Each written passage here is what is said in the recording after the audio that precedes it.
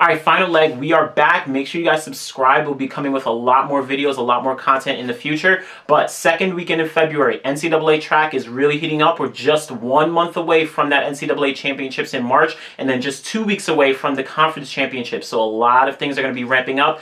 This weekend, we saw so many huge marks from a lot of top athletes. 3 major meets. We saw the Tyson Invitational, we saw the Clemson Tiger Paw Invitational, and then we also saw the Millrose Games, in addition to a lot of other meets across the country. So let's jump right into it. At the Tyson Invitational, a lot of strong sprint performances from both the men and the women. Courtney Johnson from LSU, she won the 60-meter dash, 7.17. That ranks her number 2 in the NCAA this year. Then in the 200, we saw Kayla White of North Carolina A&T. She managed to run 22.82, which is the number 1 time in the NCAA this year. So really strong performance from her. On the men's side, in the 200 from LSU, we saw Jerron Flournoy. He managed to run 20.69. That ranked him number 6 in the 200 this year in the NCAA. So really strong performances from the short sprints. In the hurdles though, Grant Holloway from Florida, the multi-talented, he's been dominating so many events this year. He managed to run 7.43 in those 60-meter hurdles. That's just 1/100th of a second off his own NCAA record. Of course, ranks as number 1 time in the NCAA this year. So look for him to continue to improve, really push forward towards that NCAA record, and hopefully defend his title at NCAA championships this year. Then on the women's side, also in the 60-meter hurdles, we saw Chanel Brissett of USC. She ran the NCAA leading time of 7.90. That moves her to number 8 all time in the NCAA. So really strong performance. Right behind her, we saw Yannick Brown of Arkansas. She managed to run 7.95, second best time in the NCAA this year. Very strong and very significant performances in those hurdles at the Tyson Invitational. Finally, ending off the meet, the 4x4s, the USC women, they managed to run 3:30.42 to get the number 2 time in the NCAA for that 4x400 meters. So really great meet, a lot of significant performances there. Then moving over to Clemson, some really strong performances we saw there as well. First off, Cravant Charleston, he managed to run 6.54 in the 60-meter dash. He's just a freshman at North Carolina State, number 2 in the NCAA this year, just behind Grant Holloway, who ran that 6.51 to lead the NCAA this year just last week. But really strong performance from him. He's definitely going to be one to look out for as we get closer to that championships. Then moving up to the 400 meters, probably one of the greatest meets we've seen this season for the 400 meters.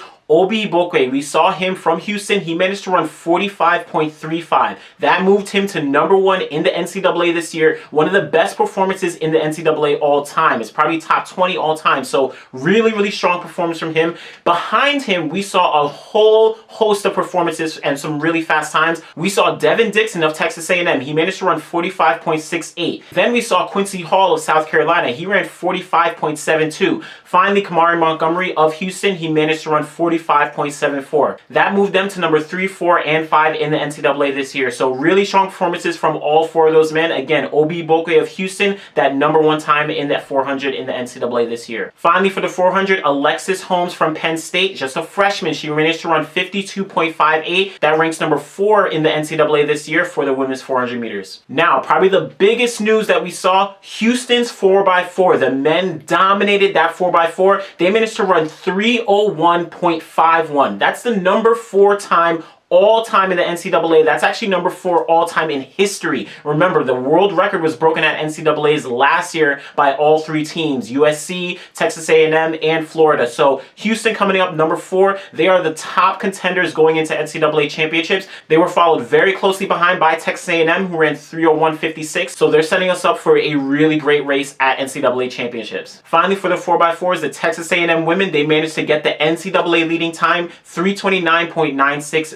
Very strong performance from them. We'll see a lot more and a lot of improvement coming. Then still at Clemson on the track, we saw Marco Rupp from Mississippi State. He managed to run 1:45.90 in the 800 meters. That actually moves him to number 7 all time in the NCAA for the 800 meters. But he's still number 2 in the NCAA this year because of that fast performance we saw from Devin Dixon a couple weeks ago. Finally, Daniel Roberts of Kentucky in the 60-meter hurdles. He managed to run 7.52. Number 2 in the NCAA this season. Again, Grant Holloway has been dominating, but guys like Daniel Roberts are really going to be picking things up, and something like the 7.52 really speaks volumes for what he can possibly do at NCAA championships. Finally, in the field events at Clemson, we saw Tahar Tricky of Texas A&M and Jordan Scott of Virginia go toe-to-toe in the triple jump. Tricky managed to come out with the NCAA lead of 17 meters, a 17-meter jump. Huge performance from him. Scott came out second with a jump of 16.90 meters. So really strong performances from them. They're 1 and 2 in the triple jump for the NCAA this year. Finally, at Clemson, we saw Sade Olatoye from Ohio State. She dominated the weight throw, 23.51.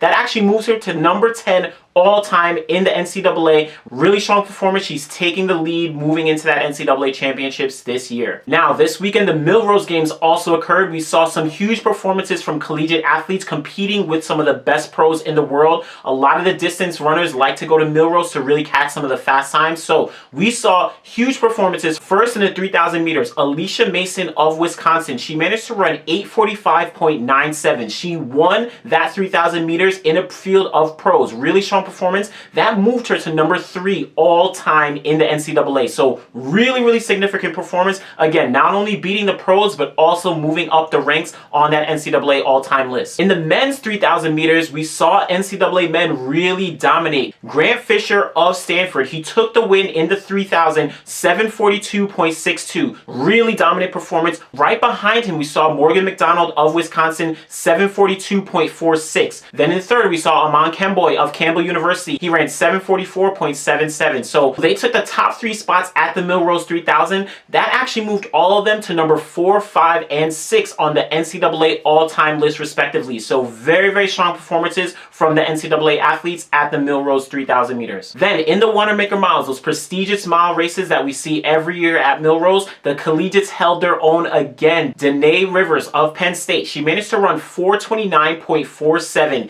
Huge performance that moved her to number 10 all-time in the NCAA mile. So very significant. She's going to start to really pick things up. She already broke the NCAA record in the 1,000 a couple weeks ago, so we'll see a lot more coming from her. Then on the men's side, we saw Oliver Hoare of Wisconsin. He ran 3:54.83. He finished 7th in the race, but he moved to number 6 all-time in the NCAA. So collegiates love to come to the Millrose Games and really get some fast times. These collegiates really showed up in the 2019 Millrose Games, so we'll see a lot more from them to come. Then a couple other performances from athletes across the country. Peyton Otterdahl from North Dakota State, he's been dominating both the shot put and the weight throw. This weekend, he threw 24.06 meters in the weight throw, dominating it. That moved into number 5 all-time in the NCAA, so look for him to continue dominating and really challenge for those 2 titles at the championships this year. Then up at the BU Invite, hosted by Boston, we saw Allie Wilson of Mammoth. She managed to run 2:02.65,